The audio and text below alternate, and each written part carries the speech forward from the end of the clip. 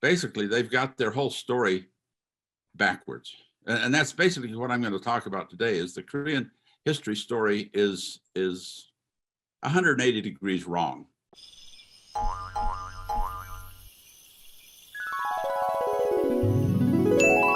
And I want to share with you my journey through Korean history and how I've developed some ideas that have diverged from the standard point of view of Korean history.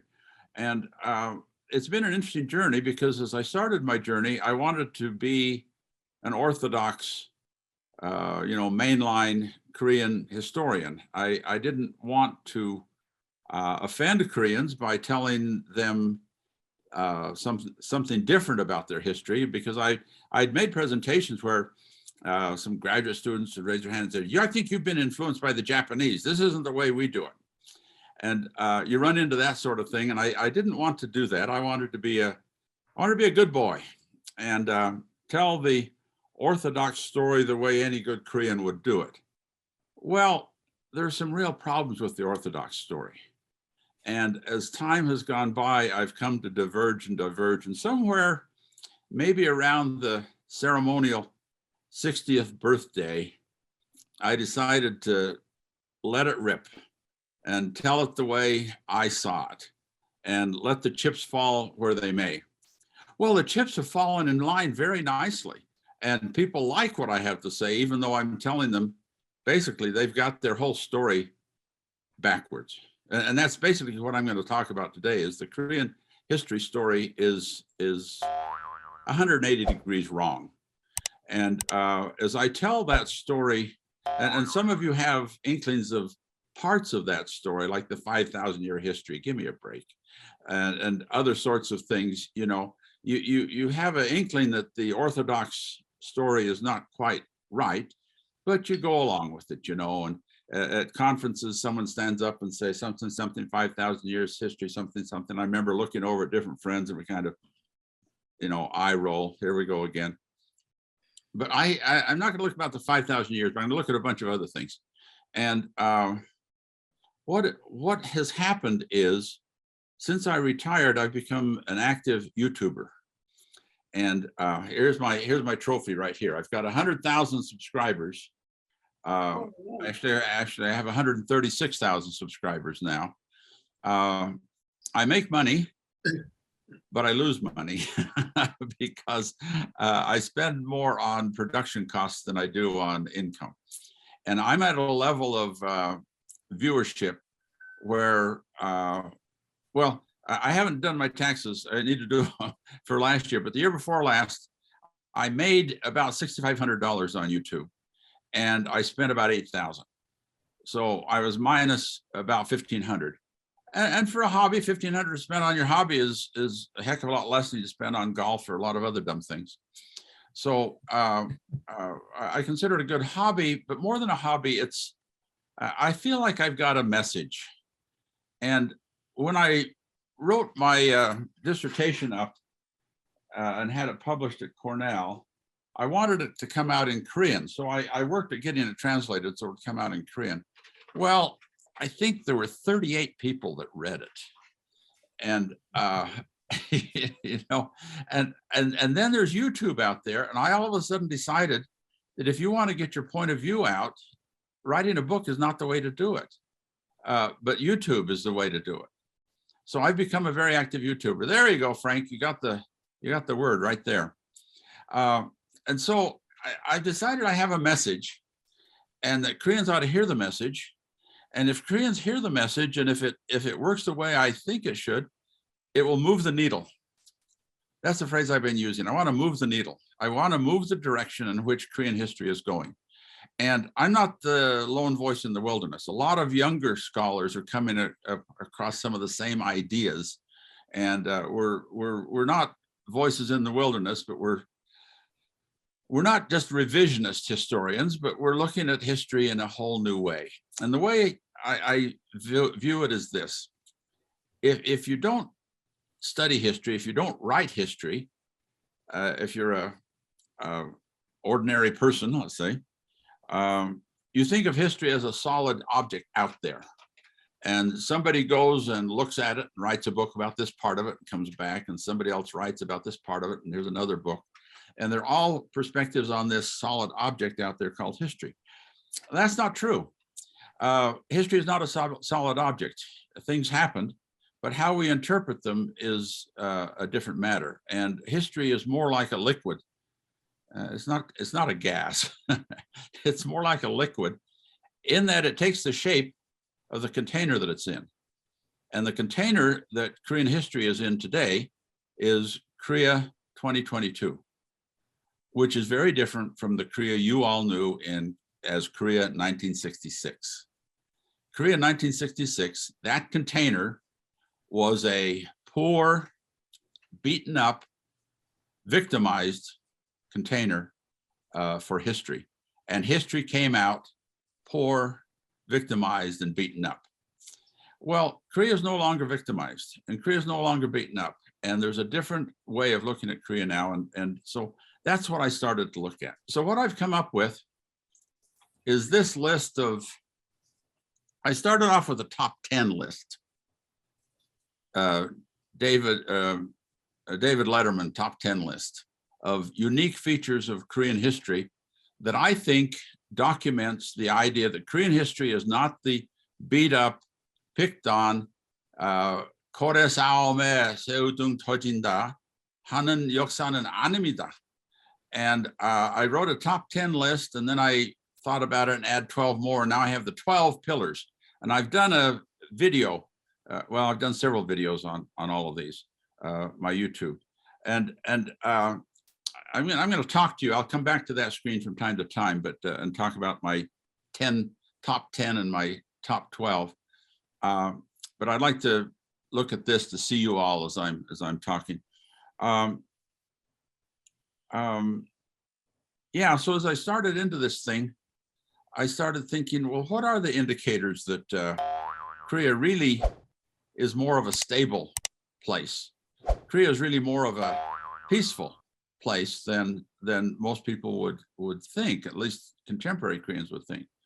And the story that you all got when you were in Korea was, oh, we're picked on and been invaded by a gajillion times by a gajillion different countries and all this sort of nonsense. So I started looking at different aspects of this peaceful Korea. And the first thing on that list was long dynasties. Now, during the Japanese era, the long dynasties thing was derided. And long dynasties are a bad thing, don't you know, from a Japanese perspective. Why? We Japanese have short dynasties. They're dynamic. And as soon as they run out of gas, we get ourselves a new dynasty and a new bunch of people in there. And you Koreans are stodgy, inept, corrupt. These long dynasties are not a good thing.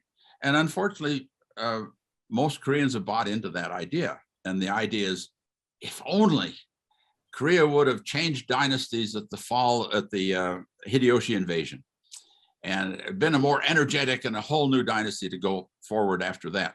I don't buy that at all.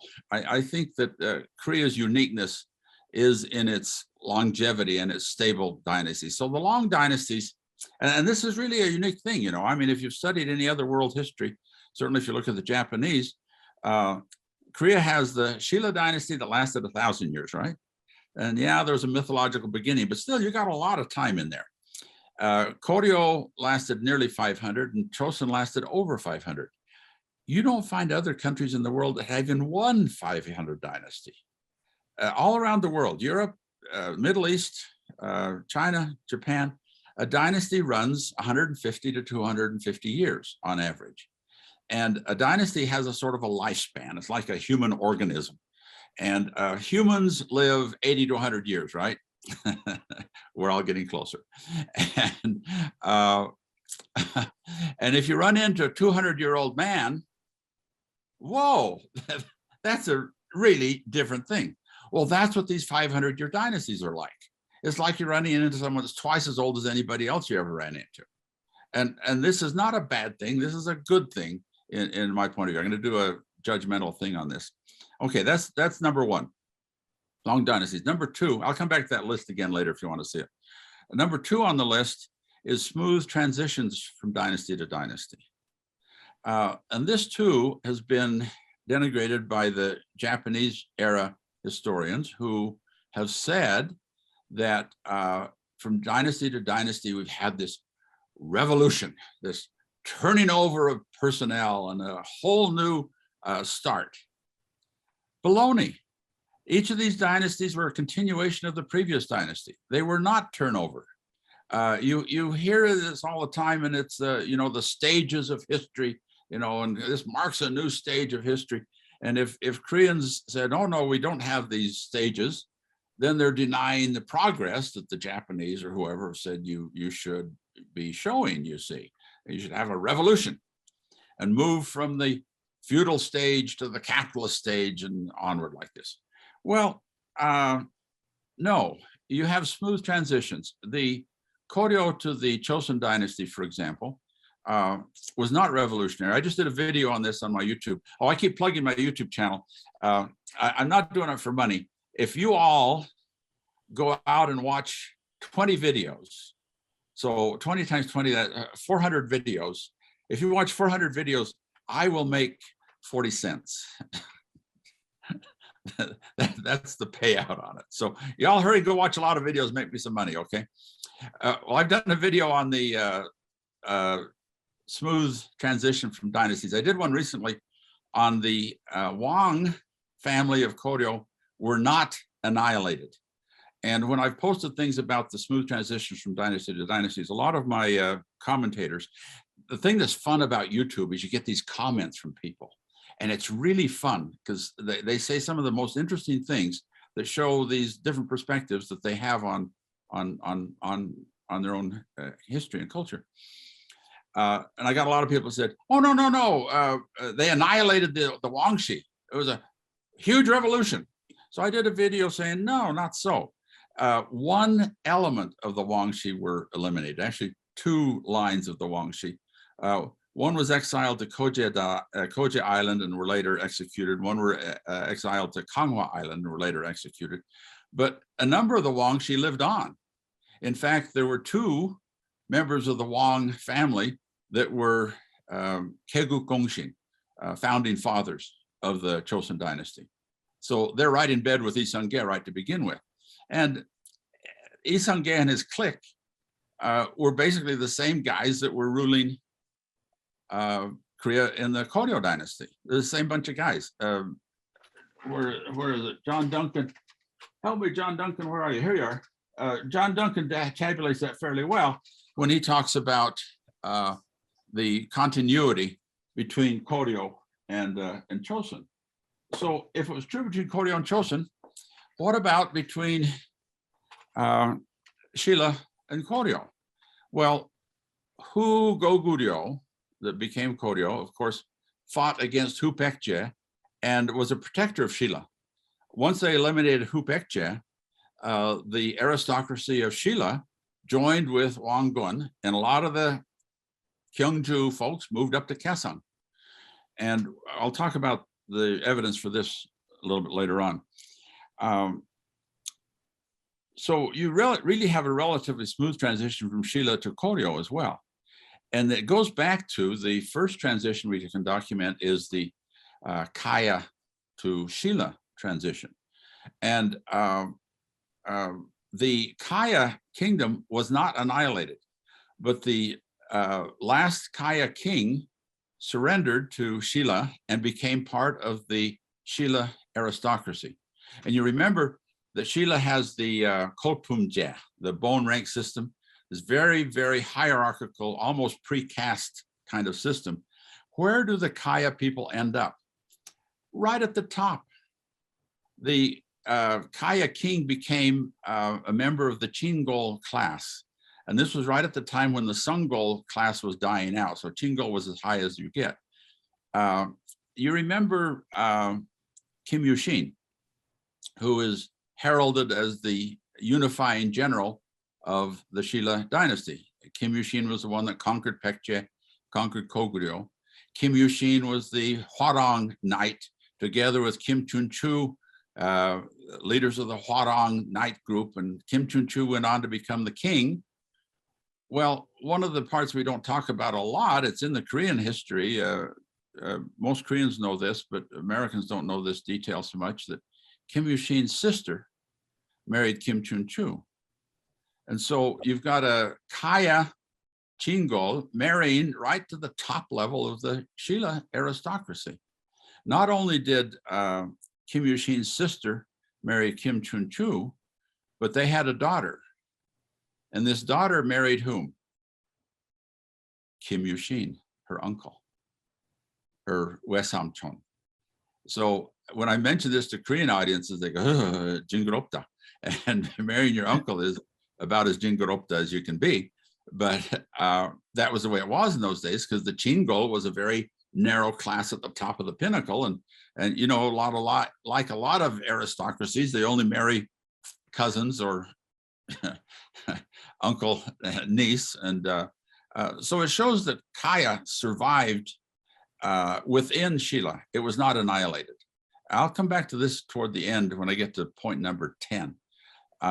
So we've got a rather smooth transition from Kaya to Shilla, from Shilla to Koryo, and from Koryo to Chosun. Martina Deutler says, the way she looks at it is that there was basically one aristocracy that continued throughout 1,500 years of this history, 15 to 17 to 1,800 years, one aristocracy. The aristocracy of Shilla, Sorabol, remember Sorabol, the 6 villages of Sorabol that give us the names Yi and Che and Chung, and in addition to the royalty of Pak and Kim. These are prominent names in Korea today that go back to Shilla times. Now, not all transitions were smooth. We mentioned the destruction of Paekje. Paekje was annihilated. No fun and games with those folks. The aristocracy of Paekje, there were 8 surnames that we know of from the aristocracy of Paekje, completely gone from Korea today. Not like the Sorobol names that live on today, but like the names of Paekje show up in China and in Japan. And those folks had relations with China and with Japan, and they took off. Either that or to face annihilation. So the smooth transition did not work for Paekje and did not work for Kogyo. A few of Kogyo names survived, but it was mostly annihilated as well by the Shilla unification. Okay, so we've got relatively smooth transitions and one aristocracy running from Shilla through Kogyo through Chosun, okay? Long dynasties and smooth transition between dynasties. Point number 3 is not that many invasions. Now this one really wrangles a lot of Koreans. Get in the taxi and what you doing in Korea? You know, I'm a Korean historian. Oh, our history, we've had so many invasions. You know, it's just automatic. So many invasions. I call BS on it. Korea has really not had that many invasions. Now, this is really jarring to your ears if you're used to the invasion story.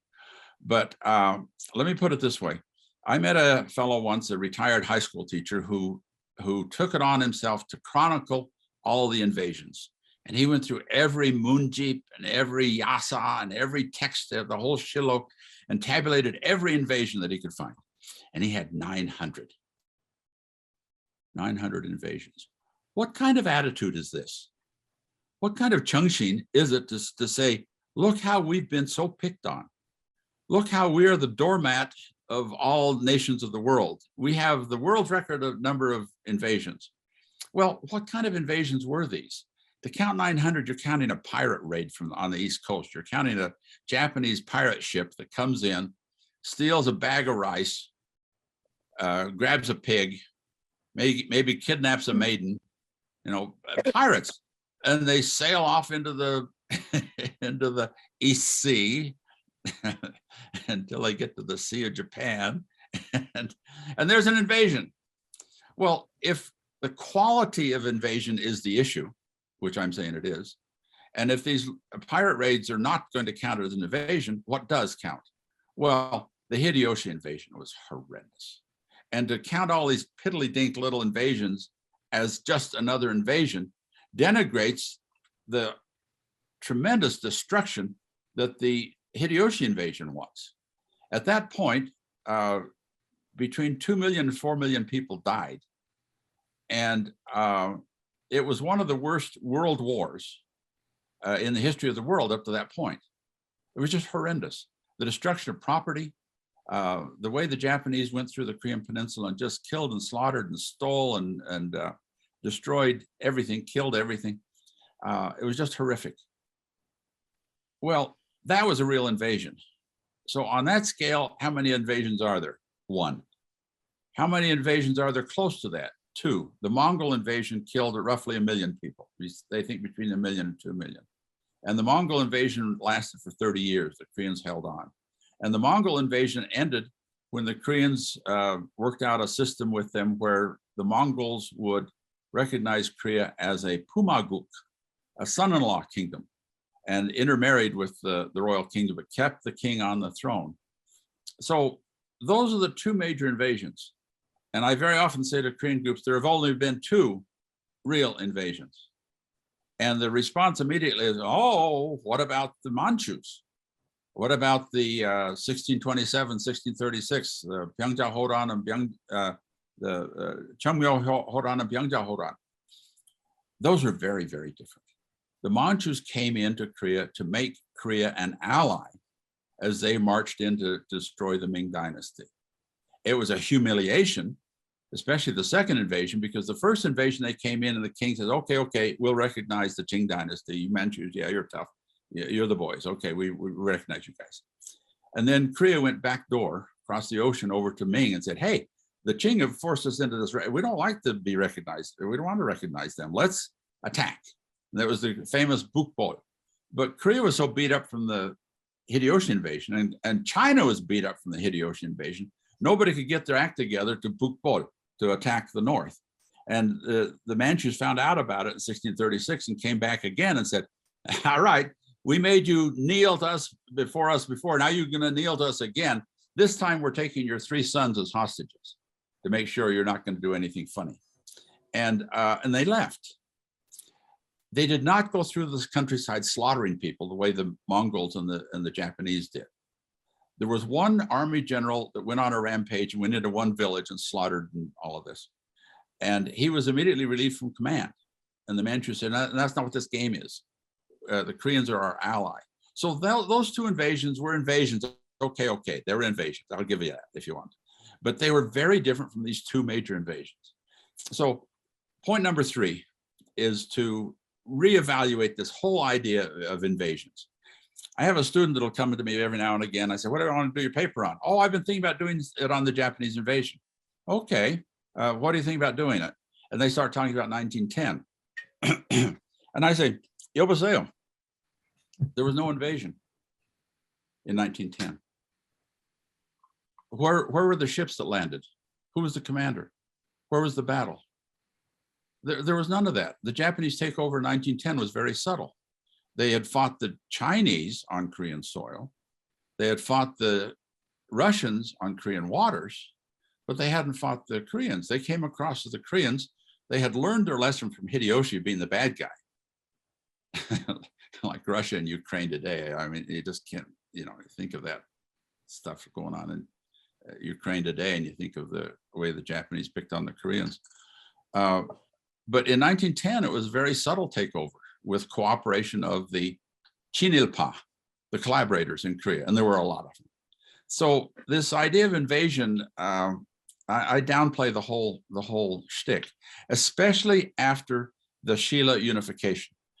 Before the Shilla unification, you do have the 3 kingdoms fighting each other, and you do have Kogyo fighting against Sui and Tang from China. And point number 4 is Korea never invaded another country. And some people say, oh, no, wait a minute, Kogyo invaded China. And there was a famous battle where Kogyo went up against China. But my argument is post-Shilla unification. To my point of view, that's when Korea became Korea, okay? And before that, yeah, there was a lot of chaos and turmoil. And we'll talk about that a little bit more when we get to point number 9 ahead here in a minute. So point number 3 was there were not that many invasions Point number 4 is Korea never invaded another country. I remember sitting down with the Gukjang, the Director General level at the Ministry of Foreign Affairs, with a dinner one time in Insadong. And I just happened to mention to him, this is when I was Fulbright director, I happened to mention that Korea had never invaded another country. And I thought that was a great thing. You know, how many countries can claim they've never invaded another country? And the Director General slumped down and shoulders slumped and he bowed his head. Yeah, we're so weak, we never invaded another country. And I thought it was just so laughable that it takes that perspective on this. I think this is something that Korea should be proud of. Point number 5. I got this from David Kong. Do you know David Kong at USC? Great guy. His mother was Hildy Kong, who wrote Under the Black Umbrella, one of the few Anglo-Americans, one of the first Anglo-American women to marry a Korean guy. Anyway, David's a great scholar, and one of his presentations, he talked about the Amnokang, the Yalu River, as a boundary between Korea and China, or before that, the Khitan, or before the Jurchens, the Manchu people, that the Yalu River has been a boundary for 1,000 years. You cannot find a 1,000-year boundary anywhere else on the planet. There are interesting maps on YouTube. You've probably seen them where you can see the boundaries of Europe changing over time. Have you seen that video where Germany and France and all the boundaries of Europe are just moving all over the place year by year by year? Not so with the Yalu River. It's probably the oldest, longest serving national boundary on the planet. So that's point number 5 of stability of the Korean political unit, the Korean society. Point number 6. This is a fun story. I like to tell this story. For several years, I worked with the Academy of Korean Studies on trying to improve American textbooks, especially world history, about Korea. And we took seminars to Korea and did a field trip, fact-finding, help these textbook writers, textbook publishers, textbook editors to learn more about and to write more about Korea accurately. Well, I was standing in front of the Orung, you know, the Orung, the 5 tombs in Gyeongju, the oldest of all the tombs in Gyeongju. There are several clusters of tombs. This is supposedly the oldest. This is where Park Hyuk-kose himself, the founder of Shilla, is supposedly buried. And there are 5 tombs there. And I was standing in front of the 5 tombs and talking about Hyuk-kose and the tombs and all this. And in this group on this day, one of the textbook writers was an archaeologist. And he raised his hand. He said, Prof. Peterson, when were these tombs robbed? And I said, well, no, these tombs haven't been robbed. And he said, well, sure they have. That's what they do. You know, that I'm an archaeologist. That's what they do. They rob tombs. And I said, and I had with me Professor Lee Jong-uk of Sogang, who's a specialist in Shilla history. And he said, no, these tombs haven't been robbed. And I said, when the archaeologists have gotten into the 7, 8 tombs that they've excavated, I think there were 7, one was a double tomb. So sometimes they say 7, sometimes they say 8. These tombs that they've excavated, when they get into them, they find the gold crown, they find all the gold, and everything's there. The tomb robbers have not taken it. And this archaeologist says, wow, that's amazing. This is in the Middle East. We never find a tomb that hasn't been robbed. The pyramids of Egypt were robbed before the dynasty was over. And he says, if you've got tombs that haven't been robbed, and then he looked at me and said, you know, I've been telling this group about the peaceful tradition of Korean history. He said, this is a pretty good piece of evidence that Korea's had some peaceful history if there was never enough chaos to rob the tombs.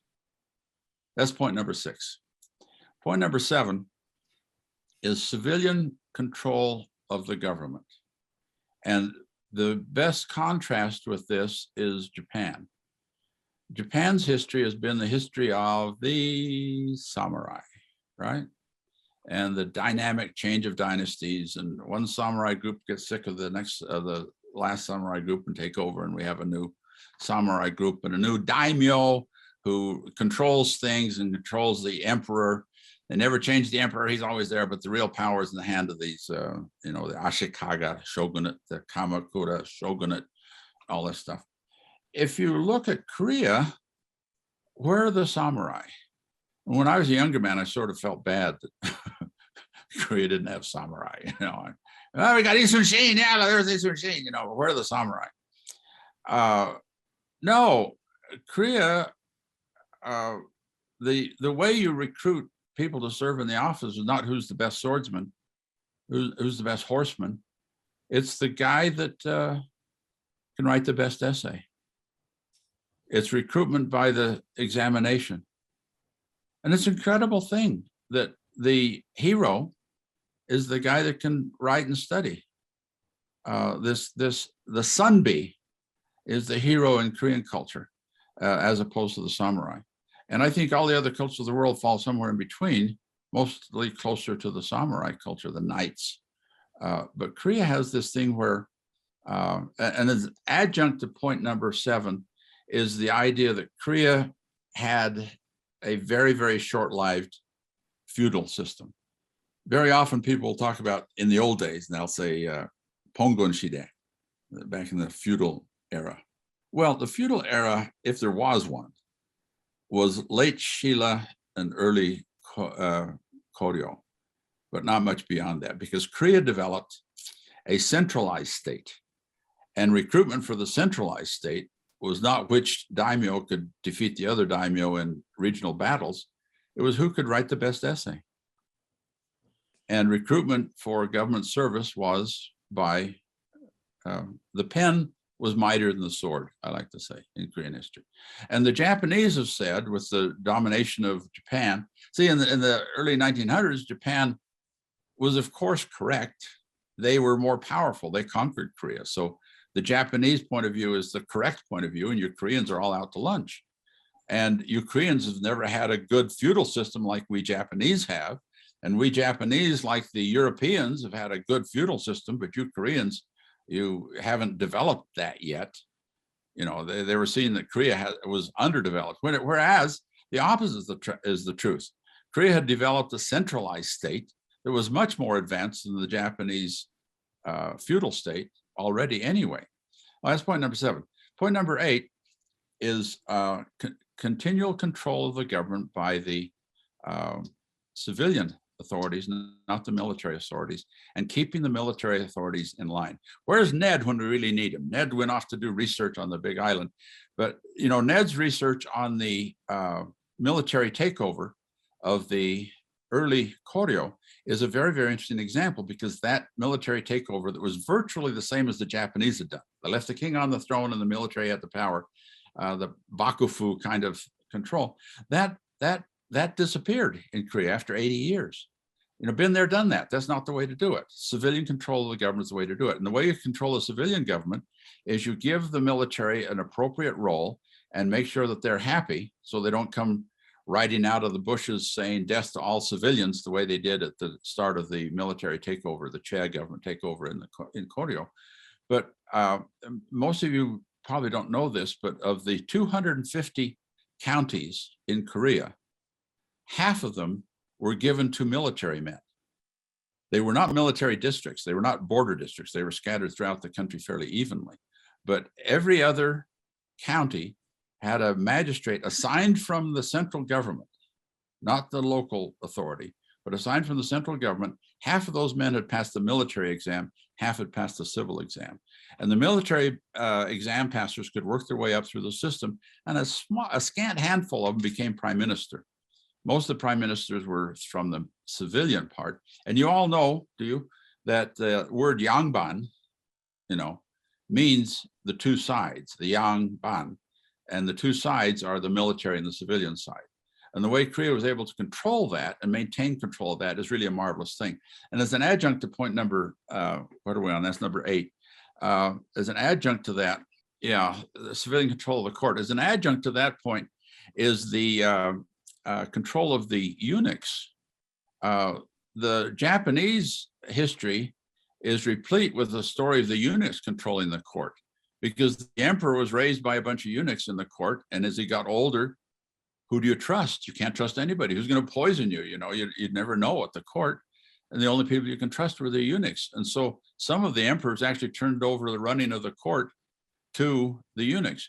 When the Japanese invaded in 1592, they informed the Chinese that they were on their way to China, and they were going to take over China. And the Ming court debated what to do about this. And the Wanli emperor, the Manduk emperor of China at that point,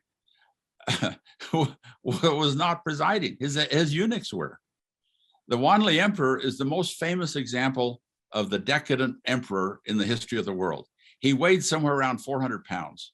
He got so fat and so decadent that he had to have attendants to help him to move. And his job was wine, women, and song, maybe not in that order.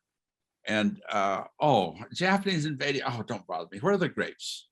You know, isn't it time for my afternoon orgy? You know, this was the Wanli emperor, and the eunuchs were controlling the court. The Korea had eunuchs, but they never got out of control the way the eunuchs of China did. Point number 5, slavery. The longest unbroken chain of slavery in the world is in Korea. Now, everything that I've shown you up to this point is something you can interpret as a positive thing, something that Koreans can be proud of. You've got the best this or that. You've also got the best slavery system in the world, because this unbroken chain of aristocracy from Shilla through Koryo through Chosun meant that the lower classes, the chain there was unbroken, and there was nothing that freed the slaves. Who are the slaves? The Chinese character for slave means prisoner of war. And every country that has slavery, it originated as prisoners of war. Even American slavery.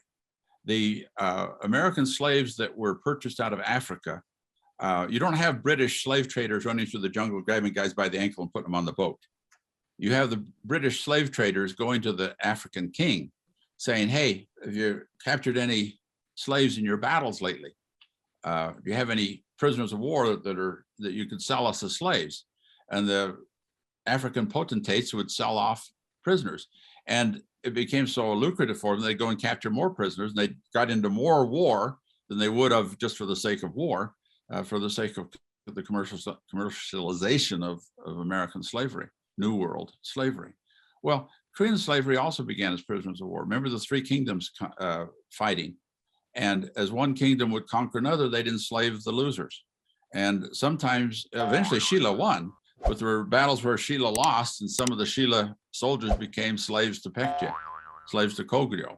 Well, Shilla comes back and conquers Baekje. They don't free the slaves, they make them their slaves. One of the few records we have of the Shilla period is of one man who owned 3,000 slaves.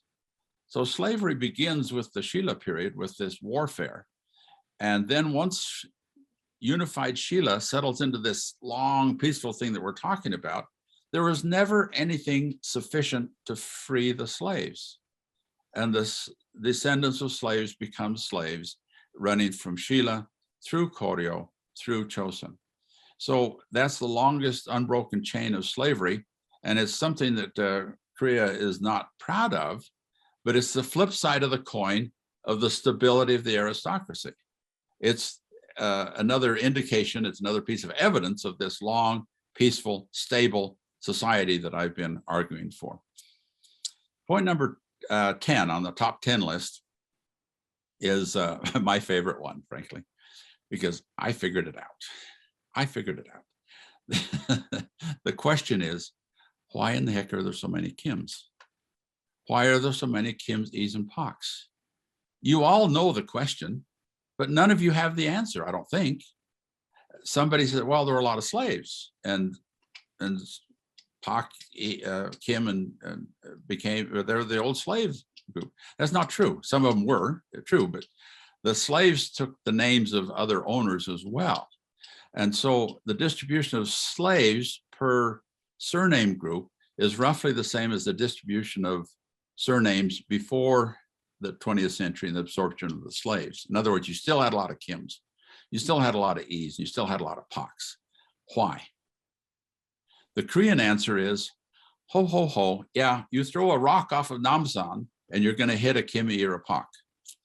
There's no explanation. There's just this anecdote of throwing rocks, you'll hit a Kim, E, or a Pak. The question is why? Why in the world are there so many Kims?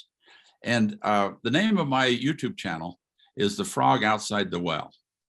And it's a play on the idea of the Korean, Chinese, Japanese concept of the frog in the well, meaning you're not looking at the big picture. You're looking at a pretty narrow perspective. The Koreans say, umurane keguri. The Japanese say, what is the view of the ocean from a frog in the well? They had the ocean bit about it. Well, my YouTube channel is The Frog Outside the Well. And I'm really pleased with it. In a sense, I'm sort of being a smartass. You know, and people would say, "Oh, you're the frog outside. Well, you think you know everything," but my Korean audience likes it. They say, "Oh yeah, you're not a Korean. You're an outsider. You give a different perspective. That's okay." And so I had nothing but positive response on my YouTube channel about the name of my channel. But the point I'm getting at is, if you're the frog outside the well, if you look at the question for Koreans, why are there so many Kims? Why are there so many E's? Why are there so many Poks? Why is 21% of the population Kim? Why is 15% E? Why is 9% Pak? What's going on? And most Koreans say, yeah, isn't that something? Yeah, we've got a lot of Kims. And one of the answers you'll get is, oh, they're not all the same. They have different Pongwan. There's Kim Hye Kim and Kyungju Kim. So it is not the same. It's different. Kim is Kim, but not Kim is Kim. So Kim's not Kim. So, you know, it's a different thing. So, so the question is, why are there so many Kims, E's, and Paks? The answer is what I've been telling you today about the smooth transitions from dynasty to dynasty, that nothing ever happened to disrupt the royal lines. Kim, E, and Pak are royal names from Kaya, from Shilla, and from the Chosun dynasty. And the Chosun E family goes back to Sorabo. They're one of the families of the 6 villages of Sorabo. Okay, how did I come upon this? At school one day, about 10 years ago, met a yuhakusei from Japan, and a Japanese female student. And I said, oh, what's your name? And she said, Fujiwara. I said, Fujiwara? Fujiwara? That's one of the royal names from the Heian period. And she blushed. Oh, yeah, you know my family name. Yeah. And then she said, and this is the key. This is what opened the door for me. She said, there aren't many of us left. They killed us all off. And that's what happens in other countries. When the dynasty ends, they kill off the royalty. In Korea, when the dynasties ended, they did not kill off the royalty, because the royalty continued on into the next generation, into the next dynasty, into the next dynasty. Why are there so many Kims, E's, and Paks in Korea? Because Korea has remarkably stable, long, peaceful history. That's my top 10 list. I added 2 more. As I thought about it after I had my top 10 list out, I found 2 more, and I call these my 12 pillars. I did a video on this, and I've got a picture of a house, a Korean house with, you know how the Korean house, they build the pillars and the roof before they put the walls on? Well, there's a house with in that stage of just the pillars, and there's 12 pillars, 3 by 4, 12 pillars, 12 pillars of Korean culture. So the number 11 is no religious wars. If you're a world historian and you've studied world history here and there and everywhere, and you look at Korea, you expect maybe, well, Korea, let's look at Korean history. What kind of religious wars have you had? You've got Buddhism and you've got Confucianism here, and they could not be more different. Buddhism, you shave your head, you live in the mountains, you leave family, you know, you meditate, you're concentrated on Satori and Nirvana. Confucianism, none of that crap. It's all relationships, the 5 relationships, the 3 bonds. It's all interconnection. It's government, it's society. it couldn't be any more different. The two religions could not be any more different. So the world history historian coming in knew from outside, aha, I bet you we got some real wars here between the Buddhists and Confucians, right? Wrongo bongo. There's no war. The two got along just famously. And that what one didn't do, the other one did, and they got along just fine. So the fact there have been no religious wars, where everywhere else, Northern Ireland, the Catholics and the Protestants can't even get along. They're all supposed Christians, but they can't get along. You got the jihadists among the Islamists. You got the history of the Crusades. The Christians are going to go down and slaughter the infidel and all this sort of stuff. None of that in Korea. So that's another mark on the stable, peaceful history of Korea. The final item I've got, pillar number 12, is rapid recovery from war. And the reason I've got this one is my dissertation work was on the revival, the renewal, the change of Confucianism in Korea in the late 17th, 18th century. You all know the Korean society that you knew in Korea, male-dominated, chokbo with the male line, the males are in charge of it, the ceremonies, the ancestral ceremonies, all male. This all stuff only began in the late 17th century. Before that time, Confucianism was open, and sons and daughters had equal inheritances in the household. Ceremonies were taking place on a rotational basis. Sons and daughters would take their turns during these ceremonies. This idea of the dominance of the patriarchy took place in the late 17th century. Now, the problem is a lot of people say, oh yeah, there were all these social changes after the Hideyoshi invasion. Implication was the Hideyoshi invasion caused these social changes. Wrongo bongo, that's completely wrong, because these social changes, economic takeoff, monetization, starting to use currency, changes in inheritance where daughters are disinherited, changes in the ancestor system where sons do it and no longer rotation with the daughters, the development of the Chipsangchon, the surname village where everybody in the village had the same surname. These things are all late 17th century, early 18th century times. And if people say, oh, that's all a result of the Hideyoshi invasion, you're missing it by 80 years. That's wrong. And it gives the Japanese credit for starting this war that shook up Korea. No. What happened was after the Japanese invasion, Korea put itself back together. King Sunjo, when he left Seoul because the Japanese were coming and went up to the Shinriju, to the borderland where he was protected, when he left Seoul, they threw rocks at him. You fake king, who the heck do you think you are, running off, leaving us here to fight? And but he came back, and the aristocracy came back, and the slaves came back. We talked about the long, unbroken chain of slavery. Hideyoshi invasion, society was turned upside down. Now is the time for slaves to become free. No way.